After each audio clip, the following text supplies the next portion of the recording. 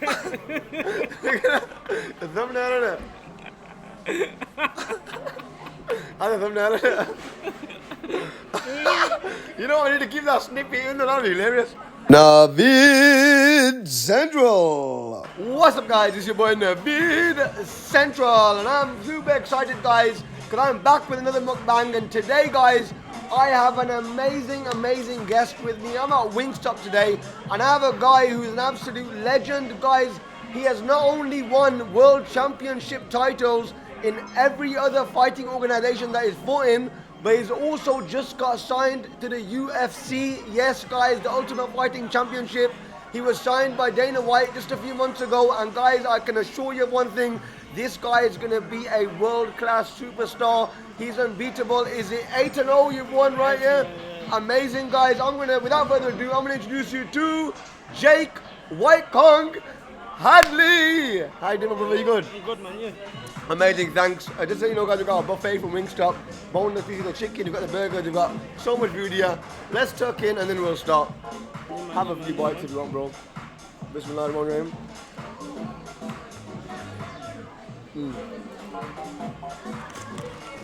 I'm starving as well, are you hungry as well, yeah?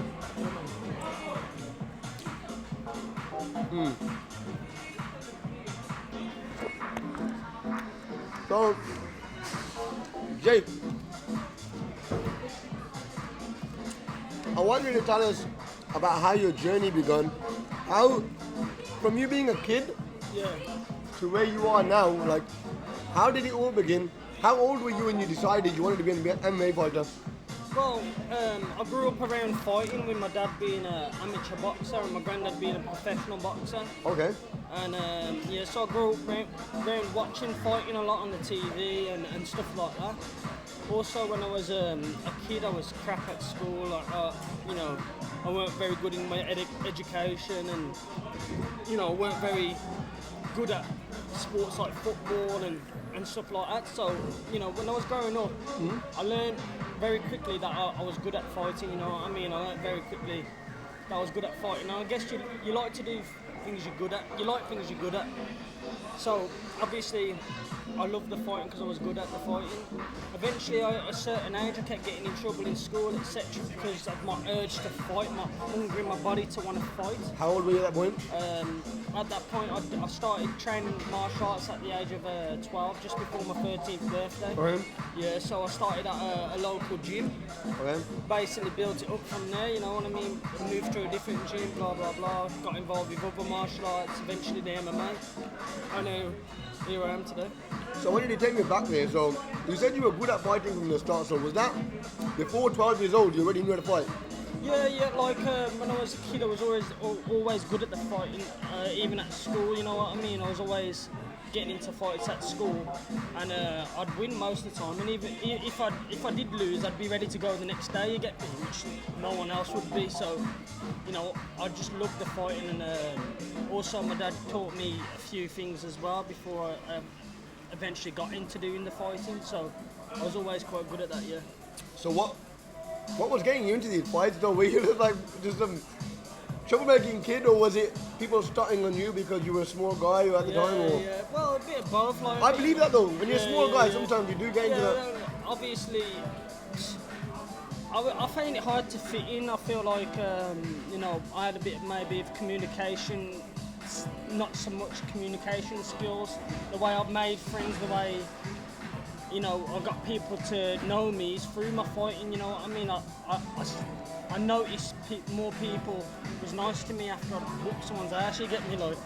So, don't mess about with him, you know what I mean? So, they'd tell, don't be fucking around with Jake, you know what I mean? So that created friendships and stuff like that, so, yeah. I guess I didn't really look for it, but I didn't avoid it either, you know what I mean? I think that happens a lot of time, and feel free to eat as well, bro. I feel that happens a lot of time, kids, or a lot of the time, especially kids, they get bullied and stuff. When people realize they can fight, like even if the bully realizes that, oh, look, this guy can fight, they stand back and then the rumor goes around that, oh, look, this guy can fight. And it's not about causing trouble, it's about being able to defend yourself. I believe that being a kid, like, wouldn't you agree that being a kid, if you can defend yourself, you're gonna you're not gonna get bullied, number one. Yeah. And number two, people are gonna respect you more. Like, you know what, this guy. 100%. Like, obviously, the fighting, you know, as a young kid brings, you know, the ability to defend yourself. Also gives the you know, discipline and that, because, you know, as a young kid, when I did start martial arts, like, I stopped getting into fighting because my mum had stopped me from going to the gym if I got in trouble at school, you know what I mean? So it gives you like discipline, you know what I mean? So, you know, kept me away from like, all my friends was involved in gangs and drugs growing up. I moved away from that because I was in the gym, you get me? So like, that's what helps in life, you know what I mean? A lot. So you believe that going to the gym and training martial arts took you out of a potential life of crime, because if you're around you could have been involved in that, but because you went to the gym, you kind of were able to stay away from that situation. Yeah, exactly that, you know what I mean? It gives you, you know, some, you know, a pathway in life, you know what I mean, which, you know, because obviously most fighters, they come from the gutters, you know what I mean? They come from poor lifestyles, shit backgrounds, you know what I mean? Poor upbringings, but it gives us another avenue in life, you know what I mean? And look, it's done well for me, you know what I mean? So there you go. Amazing, man. And I want you to tell me about what started to happen then. So you joined, what was your first martial arts, sorry? I started with the Brazilian Jiu-Jitsu at first, yeah. And then I moved on to boxing, and then like at the age of like 17, MMA. So with the boxing though, I want you to tell me this, because your dad was a boxer, before you even did the Jiu-Jitsu, did you know a little bit about boxing because your dad was a boxer? I knew bits. He taught me, you know what I mean, obviously to defend myself and this and that. You know, he taught me some techniques. My dad is a very smart man when it comes to the fighting. You know, he still gives me a lot of advice till this day, you know what I mean? Which I take on board, you know what I mean? My dad's always right when it comes to the fighting game. He's never been wrong.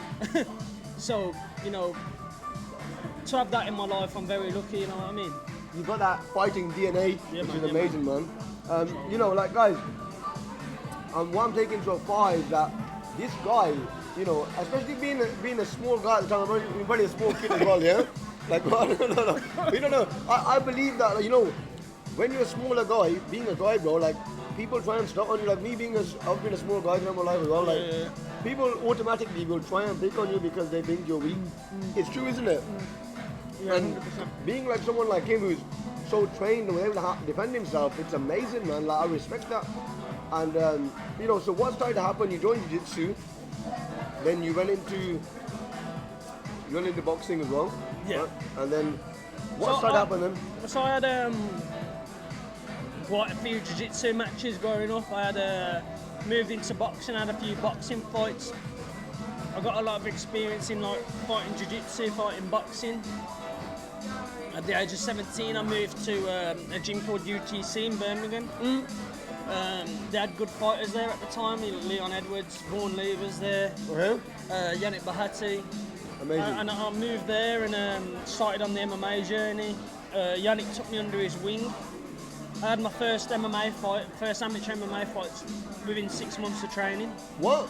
Yeah, wasn't that easy. How did that feel? It felt normal because, like I said, you know, I'd had a few boxing fights, I had a few grappling fights, so the nerves of the fight felt normal to me and I just felt at home. I didn't feel much nerves or anything really throughout my amateur MMA career or my pro career because I had a lot of experience going in to the fight, you know what I mean? So yeah. So what started to happen then? You won the fight easily. Yeah. And then you start to realise, hold on, I'm actually really good. Like, what started to happen? Like, you know? Well, I knew from the very beginning, before I even had my first amateur MMA fight, that I was going to be in the UFC and going to be world champion and stuff like this. I already knew before I had my amateur fight. And so it didn't give me any more extra belief or anything like that because I already knew going in that eventually I'd be in the UFC. It just was like finally I'm making my first step towards my goal of being in the UFC by having my amateur fights. You know, I went to #1 ranked amateur in the UK and Ireland at amateur, won 4 British titles, eventually going pro. And yeah, that's the journey, man. But always know that I'd be in the UFC. Always know. Having said that, there's a video of you as a kid, right? That when you had a birthday wish, were you 9 or 8 at the time? Because you want to be a UFC champion. Like that was something you said when you were a kid, right? And I hadn't even started training yet. That's the nice thing about it. I hadn't even started training, and I wanted to be in the UFC. So. And the crazy thing is, your family was in boxing. Yeah, exactly. Yeah, because the MMA was just coming out around the time, you know, like. It was just coming out when I was a kid, really, and my dad was into it and he was watching it, like, and obviously you want to be like your dad, don't you, growing up, and you know, I'd go and sit next to him and watch the fighting with him and this and that, and you know, MMA started, it was a new sport and my dad was really into it, and I was watching it alongside him, so it's not like he said, oh, I don't do this MMA, I did a boxing stuff, which most people would think that's what they'd say, but you see, like, my parents never pushed me into anything, you know what I mean? They said, do what you want to do in life, you know what I mean? So there you go. That's amazing, man. So, right, 17 years old, this dream started to become a reality where you've had your first MMA fight, you've won easily. What started to happen after that now? Like, how did you start to progress? Like, because you obviously you've become the champion, for example, right? Yeah. What started to happen from there then? Like, next, obviously were you in EFC before Cage Warriors? Yeah. Yeah. So basically, this is how it happened. Like, I went pro, and before coming pro, how many fights did you have? I had 9 amateur fights. So I was 7 wins, and I lost 2. I lost 2 amateur fights. But that's really good, actually, isn't it? Amateurs a learning process. Yeah. You got to pick up your losses in the amateurs to, you know, to learn from them situations. Since then, I've never lost a fight since I've becoming a pro, mate, and I'm undefeated. I haven't lost a fight, so them losses in the amateurs made me the man I am today, you know what I mean? Give me a lot of learning, I got a lot of life lessons, so yeah, when I went pro, initially, you know, I weren't expected to do much by the UK, as in, people didn't expect me to go as far as I did, so I had my first three amateur fights, which was just on a local regional scene, and then I was sent in as a sacrificial lamb to get killed in the EFC by a guy named Nankazamulu Zulu. What's the fight? Yeah. Who was a multiple weight world champion. So they sent me in as an easy fight for Zulu to progress him to the UFC, and obviously everyone see what I did to him. I dominated in 5 rounds, you know what I mean? And that's what put me on a bigger level, you know what I mean? So yeah. So, just to let you know, the EFC, not the UFC, the EFC is another fighting organization. So UFC, some people get confused. They think that when they think of MMA, they automatically say, oh, what do you do, UFC, right? But you don't realize that UFC is probably the elite level for MMA fighters. So it's just a governing board, like you have exams, like in GCSEs, you have AQA and stuff like that, or OCR. But basically, when it comes to the UFC, it's the elite level.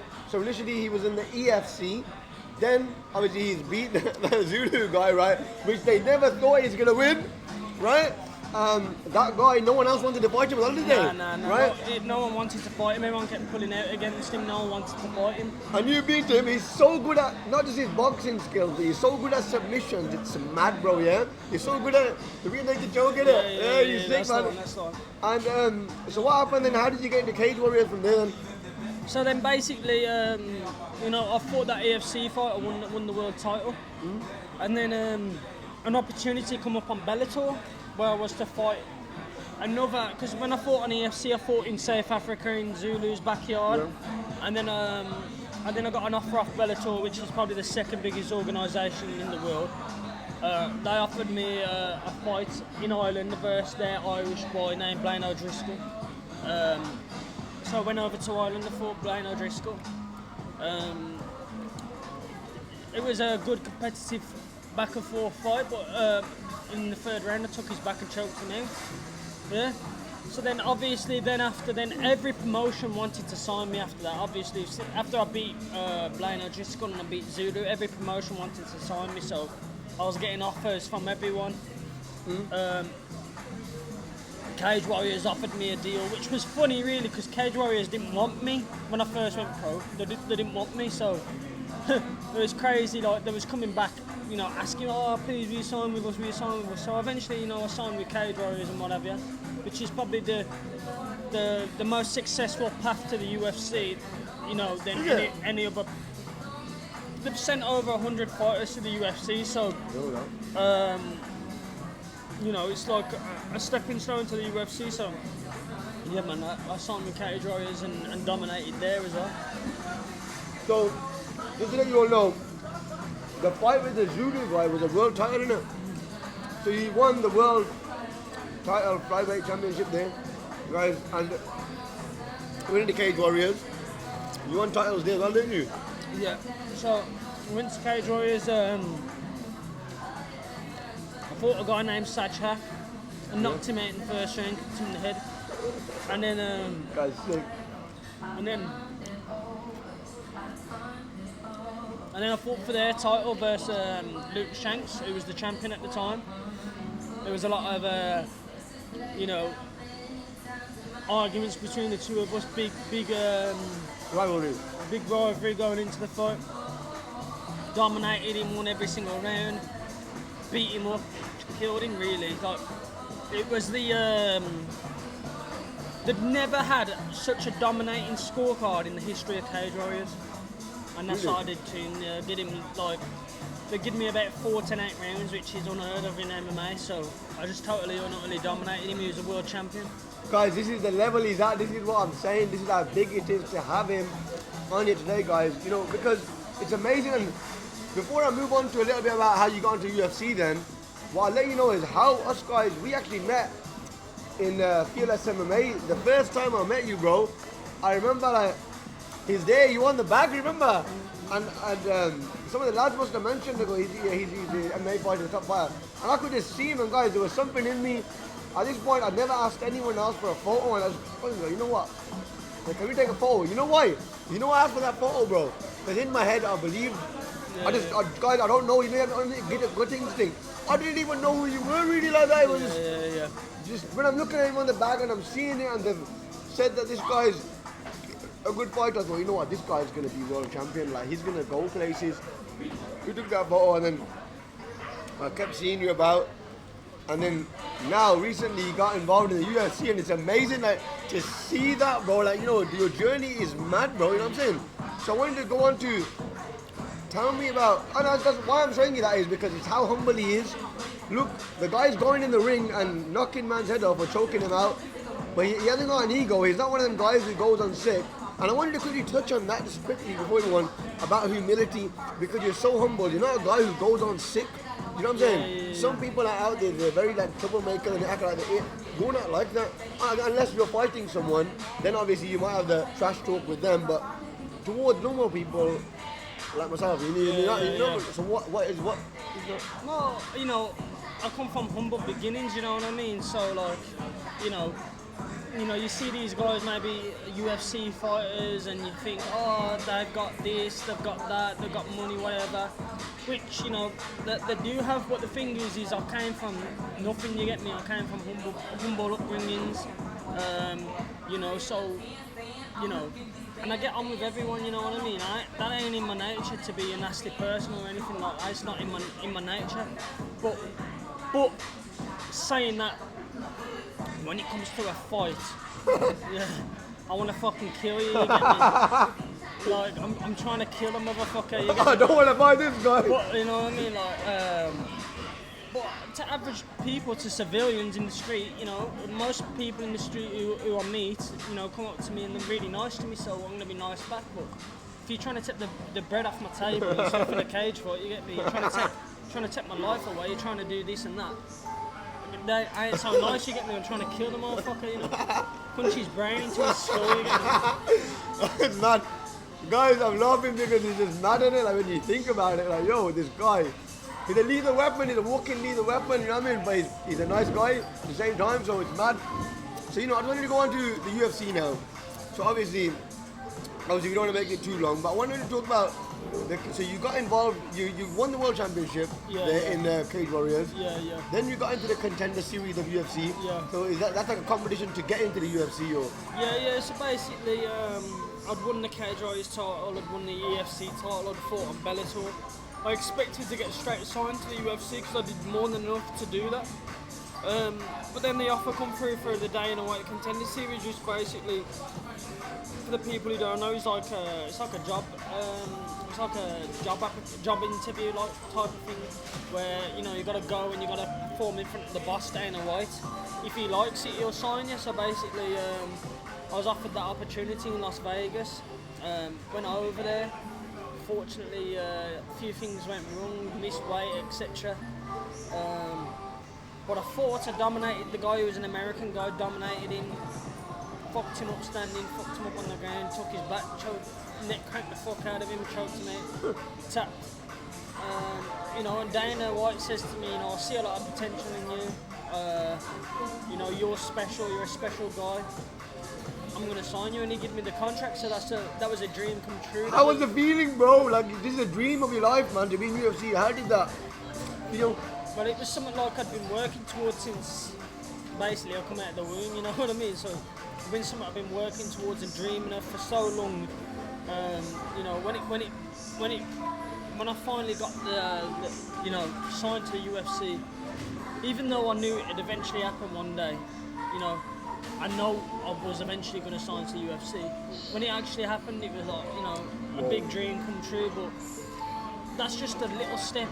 My main step is to be the UFC world champion, you know what I mean? So that's just a little step in the journey, but it was big considering, how long I've been working towards it, So it's something I've been working towards my whole entire life, you know what I'm trying to say? So it's like, it is my whole life. I don't have nothing else. I don't have no fucking, I don't go out or drinking. I don't like football. I don't do this. I only do the fighting, you know what I mean? So it was like, obviously, fighting's my life. Without fighting, I'd rather be dead, you know what I mean? So fighting's my life. You found your purpose in it. Yeah, exactly. So, like, what advice would you have for people out there who, whether they want to be just a UFC fighter or anything in life, but UFC is a good thing to focus on as well, because that's what your purpose is, and you love that. What would you say for anyone out there who wants to do anything in life, bro? Like, the fact that you visualize this since a kid, and your dreams started to become reality. What advice would you have for anyone out there, bro? Like, well, all I'd say is chase your dreams. At the end of the day, there's going to be a lot of things in the way, a lot of obstacles, a lot of, growing up, I had a lot of people say you'd never make it to the UFC. I had a teacher say to me when I was at school that I wouldn't be a professional fighter no matter about making it to the UFC. Swear to you. So I've had a lot of people will tell you you won't make it. There'll be a lot of obstacles in the way, a lot of ups, a lot of downs. But if you want to chase your dreams, you know what I mean? Because at the end of the day, when it's all said and done, you know what I mean? Every one of us are gonna die one day, and I'd rather be the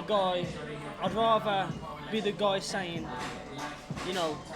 I chased my dreams to the fullest, rather than the guy saying, I didn't go for it. You get me? Like, you don't want to be sitting on the couch 20 years later saying, I should have went for it. You know what I mean? Like, you might make it, you might not. But whatever you do in life, you got to chase them dreams. And at the end of the day, if you work hard enough, you'll get there. You get me? It's a lot of sacrifice. You got to sacrifice, like,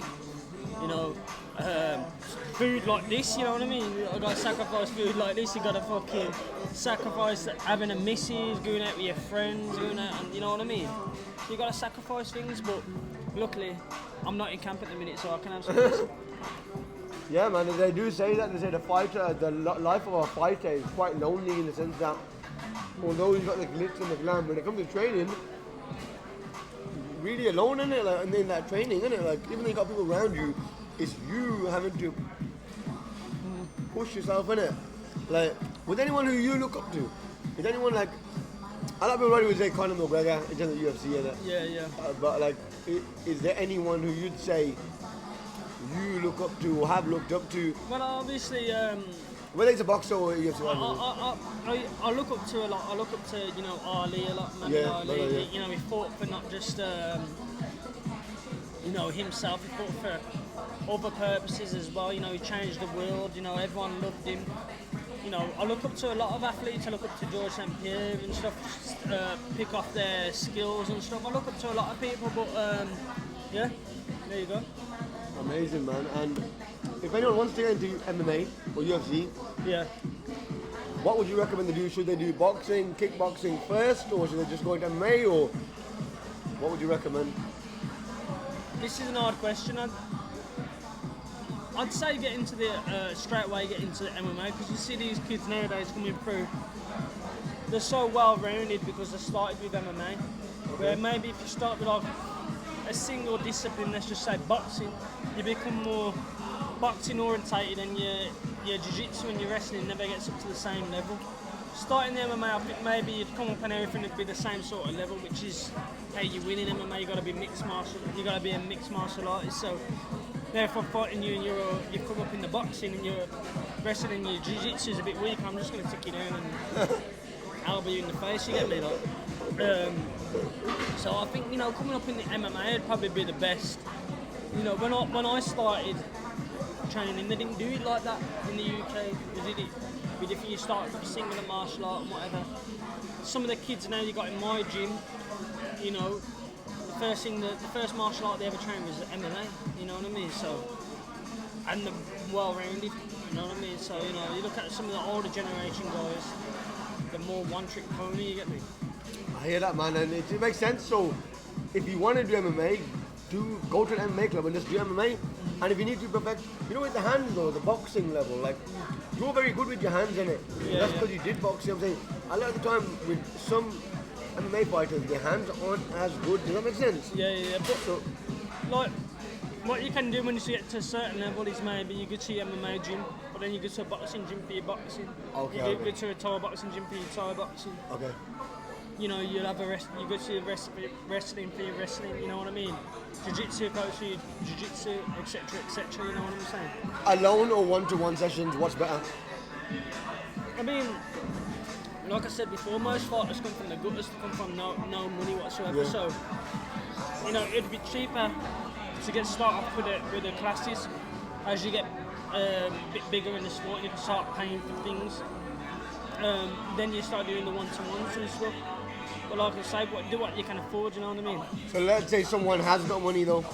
Like let's say someone's quite rich already, like the family's rich. Because of people out there who are like that, what would you recommend? Still going to group sessions or just doing one-on-one?